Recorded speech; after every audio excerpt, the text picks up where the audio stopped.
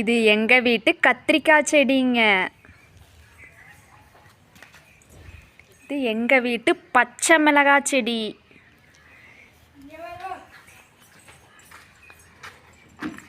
இது ஃபுல்லாக எங்கள் அத்தை வந்து போட்டிருக்காங்க. எல்லாமே மிளகாய் செடி தான். சும்மா அது க்ளீன் பண்ணும் போது இப்படின்னு போட்டாங்க. அது எல்லாமே நல்லா முளைச்சி வந்திருக்கு பாருங்கள். அடுத்து இது எங்கள் வீட்டு மல்லிகைப்பூ செடிங்க.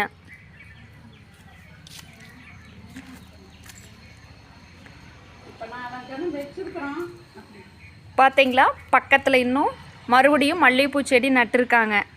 இதெல்லாம் அத்தை தான் நட்டுருக்காங்க. பார்த்தீங்களா, எல்லாமே எங்கள் வீட்டு தேவதைக்காக உருவாக்கிட்டு இருக்காங்க. சரிங்களா, எங்கள் வீட்டு தேவதை யார் தெரியுங்களா?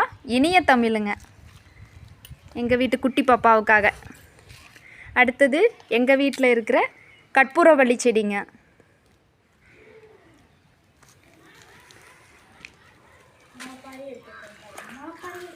இங்கேயும் ஒரு கற்பூரவள்ளி செடி, பக்கத்தில் மருகு செடிங்க. அடுத்தது மணி பிளான்ட்டு, இப்போ தான் தலைய ஆரம்பிச்சிருக்கு. பார்த்தீங்களா, எங்கள் வீட்டில் ப்ளஸ் பாயிண்ட் என்ன அப்படின்னு கேட்டிங்கன்னா, துளசி செடி மட்டும் எப்போவுமே வளர்ந்துட்டே இருக்குங்க. நிறையா துளசி வைக்கவே மாட்டோம், நிறையா வளர்ந்துட்டே இருக்கும். எப்பயுமே எங்கள் வீட்டில் பெருமாளுக்கு துளசி இல்லாமல் இருக்கவே இருக்காதுங்க.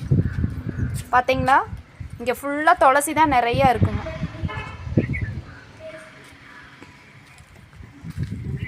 அடுத்தது எங்கள் வீட்டு கத்தாழைங்க. அடுத்து எங்கள் வீட்டு பெரண்டை. பார்த்தீங்களா, அப்படியே வெளியில் போனால் எங்கள் வீட்டில் இருக்கிற பவளமல்லிங்க.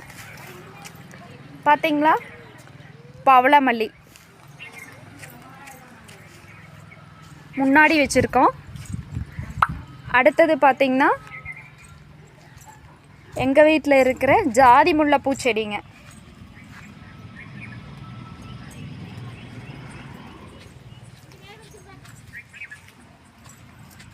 இங்கே வெளியிலேயே அப்படித்தான் துளசி தானாகவே நிறையா முளைக்குங்க. பார்த்தீங்களா,